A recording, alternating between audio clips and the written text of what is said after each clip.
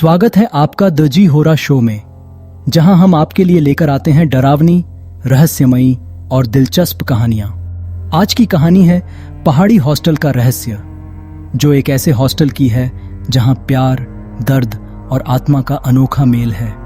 तो चलिए शुरू करते हैं यह खौफनाक सफर। अंकित और नेहा, एक कॉलेज कपल, अपने दोस्तों के साथ हिमाचल की खूबसूरत पहाड़ियों में ट्रिप पर जाते हैं। यह उनकी पहली ट्रिप थी जिसमें दोनों को अकेले समय बिताने का मौका मिला। दोस्तों के साथ मौज मस्ती करते हुए वे एक सुनसान और पुराने हॉस्टल के बारे में सुनते हैं जो उस इलाके में बेहद बदनाम था। लोगों का कहना था कि उस हॉस्टल में कभी एक लड़की ने आत्महत्या कर ली थी और तब से वहां अजीब घटनाएं होने लगी थीं।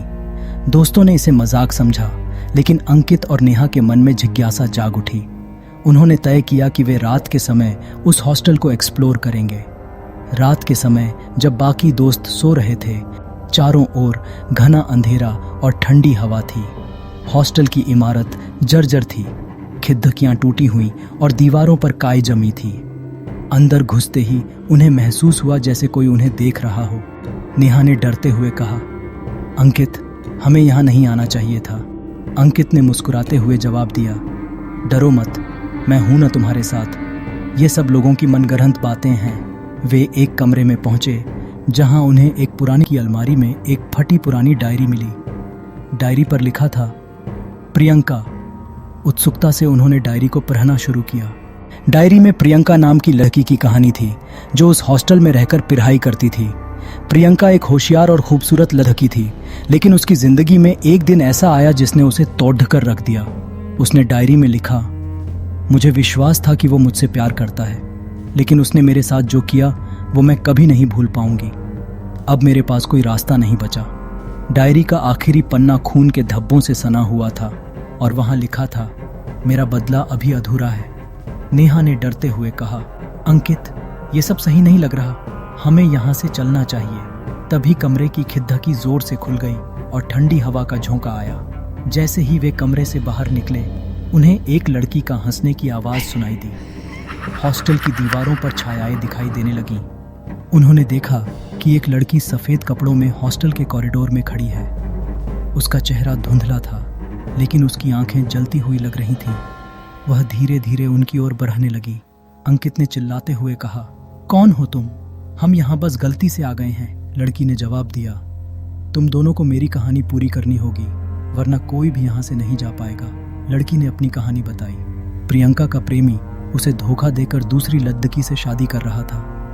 अपने प्रेमी और अपने दोस्तों की बेवफाई से टूटकर प्रियंका ने हॉस्टल के उसी कमरे में आत्महत्या कर ली थी। प्रियंका ने अंकित और नेहा को चेतावनी दी, मेरे प्रेमी का खून यहाँ से कभी नहीं गया। अगर तुम दोनों एक दूसरे से सच्चा प्यार करते हो तो मेरा बदला पूरा करना होगा। अंकित और नेहा ने डरते हुए उसकी मदद करने का वादा किया। तभी हॉस्टल में दरवाजे अपने आप खुलने और बंद होने लगे। दीवारों पर खून की लकीरें उभरने लगीं। प्रियंका ने उन्हें अपने प्रेमी के परिवार का पता दिया और कहा कि उन्हें उसके साथ हुए अन्याय का बदला लेना होगा। अंकित और नेहा जैसे ही हॉस्टल से बाहर निकले, प्रियंका की आत्मा धीरे धीरे गायब हो गई, लेकिन जाते जाते उसने कहा, अगर तुमने अपना वादा तोड़ा तो मैं वापस आऊंगी। अंकित और नेहा ने फैसला किया कि वे प्रियंका की कहानी सबके सामने लाएंगे, लेकिन क्या वे सच में उसका बदला ले पाएंगे? अंकित और नेहा ने हॉस्टल से बाहर निकलने के बाद प्रियंका की डायरी को ध्यान से पढ़ा। डायरी के आखिरी पन्ने पर लिखा था, मेरा बदला सिर्फ वही लोग ले सकते हैं जो सच्चे प्यार पर विश्वास करते हैं। यह वाक्य दोनों को और गहराई तक झकझोर गया। अगली रात जब दोनों अपने होटल के कमरे में थे, नेहा ने एक खौफनाक सपना देखा। उसने देखा कि प्रियंका की आत्मा खून से सनी हुई खड़ी है और कह रही है, नेहा, तुम्हारे पास सिर्फ 7 दिन हैं। मेरा बदला पूरा करो, वरना तुम्हारा प्यार भी मेरी तरह खत्म हो जाएगा। नेहा अचानक चिल्लाते हुए उठ गई। उसने अंकित को सब कुछ बताया। अंकित ने कहा, यह सिर्फ एक सपना है, तुम्हें ज्यादा सोचने की जरूरत नहीं है। लेकिन नेहा के चेहरे पर चिंता साफ झलक रही थी। अगली सुबह दोनों ने डायरी के पते को ढूंढने का फैसला किया। वह पता हॉस्टल से लगभग 50 किलोमीटर दूर एक सुनसान गांव का था। वहां पहुंचने पर उन्होंने एक बूढ़ी औरत से पूछा जो पास की झोपड़ी में रहती थी। बूढ़ी औरत ने कहा, तुम्हें इस जगह से दूर चले जाना चाहिए। प्रियंका की कहानी यहीं खत्म नहीं हुई। उसकी आत्मा आज भी भटक रही है और जिसने भी उसे परेशान किया है उसे भारी कीमत चुकानी पड़ी है। अंकित ने औरत से प्रियंका के प्रेमी का पता पूछा। बूढ़ी औरत ने गहरी सांस ली और कहा, उसका नाम रवि था। वह अब शहर में रहता है, लेकिन अगर तुम उससे मिलने गए तो प्रियंका का प्रकोप तुम्हारा पीछा करेगा। अंकित और नेहा ने शहर जाकर रवि का पता लगाया। वह अब एक सफल बिजनेसमैन था, लेकिन उसकी आंखों में अजीब सा डर छिपा हुआ था। जब दोनों ने रवि को प्रियंका के बारे में बताया तो वह बुरी तरह घबरा गया। उसने कहा, प्रियंका मेरे साथ कॉलेज में थी। मैं उससे प्यार करता था, लेकिन मेरे परिवार ने मुझे मजबूर कर दिया कि मैं किसी और से शादी करूं। मैंने उसे धोखा दिया। वह मुझसे मिलने हॉस्टल आई थी, लेकिन मैंने उसे वहीं छोड़ दिया। मैंने कभी नहीं सोचा था कि वह इतना बड़ा कदम उठा लेगी। रवि ने कहा, उसकी आत्मा ने मुझे कई बार डराया है। मैं उससे माफ़ी मांगना चाहता हूँ, लेकिन मुझे नहीं पता कि कैसे। अचानक कमरे की लाइट्स बुझ गईं। खिड़कियां अपने आप खुलने लगीं। प्रियंका की आत्मा की चीख गूंजने लगी। माफ़ी? क्या मेरी जिंदगी माफ़ी के लायक थी? प्रियंका की आत्मा वहां प्रकट हुई। उसने लाल आंखों से रवि की ओर देखा और कहा, तुम्हारी माफ़ी से मुझे शांति नहीं मिलेगी। नेहा ने प्रियंका से कहा, तुम जो भी कर रही हो उससे तुम्हें शांति नहीं मिलेगी। हमें बताओ कि तुम्हें क्या चाहिए, हम तुम्हारी मदद करेंगे। प्रियंका की आत्मा ने कहा, मुझे न्याय चाहिए। मुझे दुनिया को यह बताना है कि प्यार के साथ धोखा करना कितना खतरनाक है। नेहा और अंकित ने एक वीडियो बनाकर सोशल मीडिया पर प्रियंका की कहानी शेयर की। उन्होंने रवि को भी यह कहानी स्वीकार करने के लिए मजबूर किया। वीडियो वायरल हो गया और लोग प्रियंका की आत्मा की कहानी जानकर सहम गए। अंकित और नेहा ने महसूस किया कि प्रियंका की आत्मा अब शांत थी, लेकिन कहानी यहीं खत्म नहीं हुई। अगली रात नेहा के सपने में प्रियंका फिर से आई। उसने मुस्कुराते हुए कहा, तुमने मेरा काम पूरा कर दिया, लेकिन प्यार को कभी हल्के में मत लेना। इसके बाद प्रियंका की आत्मा गायब हो गई। क्या प्रियंका की आत्मा सच में शांति पा चुकी थी या वह अब भी भटक रही थी? नेहा और अंकित ने सोचा कि प्रियंका की आत्मा अब शांत हो चुकी है, लेकिन अगले दिन कुछ अजीब घटनाएं फिर से होने लगीं। नेहा को महसूस हुआ कि कोई लगातार उसे देख रहा है। हर बार जब वह आईने के सामने जाती, उसे प्रियंका का धुंधला अक्स दिखाई देता। अंकित ने नेहा से कहा, हो सकता है यह तुम्हारे दिमाग का वहम हो। सब कुछ खत्म हो चुका है, हमें अब आगे बढ़ना चाहिए। लेकिन नेहा के मन में एक अजीब डर घर कर गया था। उस रात नेहा और अंकित अपने कमरे में सो रहे थे। अचानक नेहा को लगा कि कोई उसके पास खड़ा है। उसने आंखें खोली तो प्रियंका की आत्मा को अपने बिस्तर के पास खड़ा देखा। उसने धीरे से फुसफुसाते हुए कहा, नेहा, तुमने मेरी मदद की, लेकिन अभी कुछ बाकी है। नेहा घबरा गई और अंकित को जगाया। जब तक अंकित उठा, प्रियंका गायब हो चुकी थी। नेहा ने रोते हुए कहा, अंकित, यह खत्म नहीं हुआ है। प्रियंका अभी भी कुछ चाहती है। अगली सुबह नेहा और अंकित ने डायरी को फिर से पढ़ने का फैसला किया। उन्होंने ध्यान दिया कि एक पेज पर धुंधली लकीरों के साथ लिखा था, काला सच। उन्होंने उस वाक्य को गहराई से समझने की कोशिश की। अंकित ने सुझाव दिया, हमें फिर से उस हॉस्टल में जाना होगा। शायद वहां कुछ ऐसा है जो हमसे छिपा हुआ है। नेहा ने हिचकिचाते हुए कहा, लेकिन अगर हमने हॉस्टल जाने की कोशिश की तो क्या प्रियंका की आत्मा और ज्यादा गुस्सा हो सकती है? दोनों ने अपनी हिम्मत जुटाई और वापस हॉस्टल गए। यह जगह अब भी उतनी ही डरावनी थी। चारों ओर सिर्फ सन्नाटा और अंधेरा था। जब वे प्रियंका के पुराने कमरे में पहुंचे तो उन्हें एक गुप्त दराज दिखाई दी, जिसे पहले उन्होंने नोटिस नहीं किया था। उन्होंने दराज खोला और उसमें से एक पेंडेंट निकला। पेंडेंट में एक फोटो थी, रवि और एक और लड़की की। नेहा ने तुरंत पहचान लिया, यह तो रवि और उसकी पत्नी की फोटो है। क्या रवि की पत्नी ने प्रियंका की मौत से कुछ लेना देना है? प्रियंका की आत्मा कमरे में प्रकट हुई। उसने गुस्से में कहा, तुमने मेरा न्याय अधूरा छोड़ दिया। मेरी मौत सिर्फ रवि के धोखे की वजह से नहीं हुई थी, बल्कि उसकी पत्नी की साजिश का भी नतीजा थी। नेहा ने पूछा, प्रियंका, हमें बताओ कि हम तुम्हारी मदद कैसे कर सकते हैं। प्रियंका ने कहा, रवि की पत्नी को सबके सामने सच कबूल करना होगा, तभी मैं शांति पा सकूंगी। नेहा और अंकित ने रवि से संपर्क किया और उससे आग्रह किया कि वह अपनी पत्नी से प्रियंका की मौत के बारे में सच्चाई उजागर करने को कहे। पहले तो रवि ने मना कर दिया, लेकिन जब प्रियंका की आत्मा ने उसके घर में अजीब घटनाएं शुरू कर दी तो वह डर गया। रवि की पत्नी ने आखिरकार स्वीकार किया कि उसने प्रियंका को धमकी दी थी और हॉस्टल में जानबूझकर अकेला छोड़ दिया था। प्रियंका उस मानसिक दबाव को सहन नहीं कर सकी और अपनी जान ले ली। प्रियंका की आत्मा ने नेहा और अंकित को धन्यवाद कहा, लेकिन जाते जाते उसने एक वाक्य कहा, सच्चाई जानकर भी लोग क्या बदल पाएंगे, धोखा हमेशा दर्द ही देता है। अगली सुबह नेहा और अंकित अपने घर लौट आए, लेकिन उनके मन में अब भी सवाल था, क्या प्रियंका की आत्मा सच में शांति पा चुकी है या वह फिर से लौटेगी? नेहा और अंकित को लगा कि प्रियंका की आत्मा ने अब शांति पा ली है, लेकिन उनके घर लौटने के कुछ दिनों बाद ही अजीब घटनाएं फिर से होने लगीं।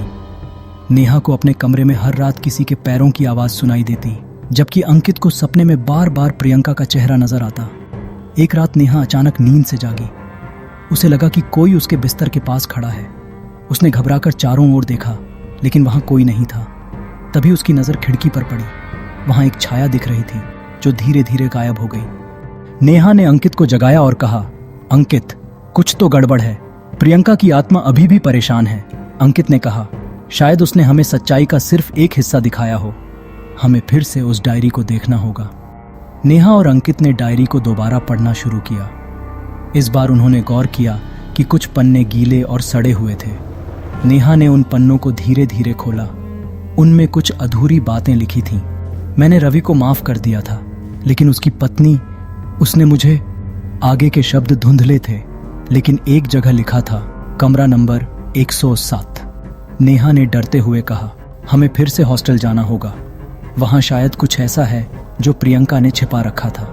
नेहा और अंकित ने अपने दोस्तों को भी इस बार साथ लिया, क्योंकि उन्हें अकेले हॉस्टल जाने में डर लग रहा था। जब वे हॉस्टल पहुंचे तो चारों ओर सन्नाटा था।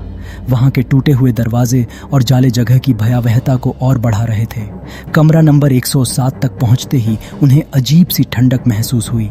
दरवाजा खोलते ही उन्हें एक पुरानी अलमारी दिखी जिसमें कई पुरानी चीजें भरी हुई थीं। उन्होंने अलमारी को खंगाला और वहां से एक धूल से भरा संदूक निकला। संदूक खोलने पर उन्हें एक काले रंग की साड़ी, खून से सने कंगन और एक पत्र मिला। पत्र में लिखा था, यह मेरी आखिरी निशानी है, इसे तब तक छिपा कर रखो जब तक मेरी आत्मा शांति न पाले। नेहा ने घबराकर कहा, प्रियंका को किसने मारा? क्या यह सब रवि और उसकी पत्नी की साजिश थी या यहाँ कुछ और बड़ा राज छिपा है? जैसे ही उन्होंने पत्र पढ़ा, कमरे में अचानक से दरवाजे खुद ब खुद बंद हो गए। चारों ओर अंधेरा छा गया। नेहा ने चीखते हुए कहा, यहां से बाहर निकलो। तभी प्रियंका की आत्मा कमरे में प्रकट हुई, लेकिन इस बार वह शांत नहीं थी। उसका चेहरा गुस्से और दर्द से भरा हुआ था। उसने चिल्लाकर कहा, तुम सबने मुझे धोखा दिया, सच्चाई अभी भी अधूरी है। अंकित ने साहस जुटाकर पूछा, प्रियंका, हमें बताओ कि हम कैसे तुम्हारी मदद कर सकते हैं। प्रियंका ने इशारा करते हुए कहा, कमरे के नीचे खुदाई करो, सच्चाई वहां दबी है। नेहा और अंकित ने पास के एक गांव से लोगों की मदद ली और कमरे के फर्श को खोदना शुरू किया। कुछ ही समय बाद उन्हें वहां से एक कंकाल मिला जिसके पास एक और पत्र था। उसमें लिखा था, मुझे मारने वाले सिर्फ रवि और उसकी पत्नी नहीं थे। इस हॉस्टल के मालिक और वॉचमैन ने मुझे गुमराह किया। उन्होंने मेरे साथ गलत किया और फिर मुझे मारकर यहाँ दफना दिया। मेरी आत्मा को तब तक शांति नहीं मिलेगी जब तक इन दोनों को सजा नहीं मिलेगी। नेहा और अंकित ने उस कंकाल और पत्र को पुलिस को सौंप दिया। हॉस्टल के वॉचमैन और मालिक को गिरफ्तार कर लिया गया, लेकिन नेहा के मन में अब भी सवाल था, क्या प्रियंका की आत्मा को सच में शांति मिल गई या उसका दर्द अब भी जारी है?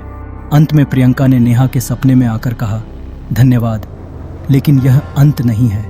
पुलिस द्वारा हॉस्टल के वॉचमैन और मालिक की गिरफ्तारी के बाद नेहा और अंकित को लगा कि प्रियंका की आत्मा को शांति मिल जाएगी, लेकिन नेहा के मन में कुछ सवाल अब भी बाकी थे।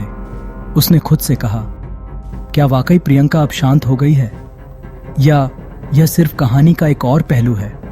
कुछ दिनों तक सब कुछ सामान्य रहा, लेकिन एक रात नेहा और अंकित को एक ही समय पर एक अजीब सपना आया। सपने में प्रियंका लाल जोड़े में अपनी शादी के दिन की तरह एक सुनसान पहाड़ी पर खड़ी थी। उसकी आंखों में एक गहरी उदासी और दर्द था। उसने धीरे से कहा, तुमने मेरी मदद की, पर मेरी कहानी अभी अधूरी है। मैं कभी लौटूंगी। नेहा और अंकित ने यह सपना देखने के बाद फैसला किया कि उन्हें एक बार फिर हॉस्टल जाना होगा। इस बार वे अकेले गए क्योंकि वे जानना चाहते थे कि प्रियंका का इशारा किस ओर था। हॉस्टल की हालत अब और भी खौफनाक हो चुकी थी। वहां की खामोशी नेहा के दिल की धड़कन तेज कर रही थी। नेहा ने घबराकर कहा, अंकित, यह सब अजीब लग रहा है। क्या हमें यहां आना चाहिए था? अंकित ने उसका हाथ पकड़कर कहा, हमें सच्चाई का सामना करना होगा। यह प्रियंका के लिए हमारा कर्तव्य है। जैसे ही दोनों कमरे में दाखिल हुए, उन्हें अचानक ऐसा महसूस हुआ जैसे वक्त थम गया हो। चारों ओर गहरी ठंडक छा गई। दीवारों पर खून के धब्बे उभरने लगे और कमरे में हवा के साथ एक डरावनी आवाज गूंजने लगी। तुमने मुझे धोखा दिया। मेरी सच्चाई अब भी अधूरी है। नेहा ने साहस जुटाकर कहा, प्रियंका, हमें बताओ कि क्या बाकी है। हम तुम्हारी मदद करना चाहते हैं। तभी एक पुरानी तिजोरी खुद ब खुद खुल गई और उसमें से एक लाल चुनरी और सोने का हार निकला। प्रियंका की आत्मा वहां प्रकट हुई। उसने कहा, यह मेरी आखिरी निशानी है। इसे मेरे घर वालों तक पहुंचाओ। मेरे माता पिता अब भी मेरा इंतजार कर रहे हैं। नेहा और अंकित ने प्रियंका की निशानी उसके माता पिता तक पहुंचाने का वादा किया। अगले दिन वे पहाड़ी गांव पहुंचे जहां प्रियंका का घर था। घर में अब भी उसके बूढ़े माता पिता उसकी तस्वीर के सामने दिया जलाकर बैठे थे। नेहा ने उनकी तरफ निशानी बढ़ाते हुए कहा, यह प्रियंका ने हमें आपके लिए भेजा है। प्रियंका के माता पिता फूट फूट कर रोने लगे। उन्होंने कहा, हमारी बेटी को इंसाफ मिल गया। अब वह चैन से रह सकेगी। नेहा और अंकित को लगा कि प्रियंका की आत्मा अब शांत हो जाएगी। लेकिन जैसे ही वे गांव से वापस लौट रहे थे, उनकी गाड़ी के शीशे पर खून की तरह लाल रंग का एक शब्द लिखा हुआ था, धोखा। अंकित ने नेहा की ओर देखा और कहा, क्या हमने सचमुच उसकी मदद की या यह सब सिर्फ शुरुआत है? और क्या प्रियंका की आत्मा को शांति मिली या उसके दर्द की दास्तान अब भी जारी है? आपकी राय हमें कमेंट्स में बताइए और चैनल द जी होरा शो को सब्सक्राइब करें। अगली बार फिर मिलेंगे एक और खौफनाक कहानी के साथ। धन्यवाद।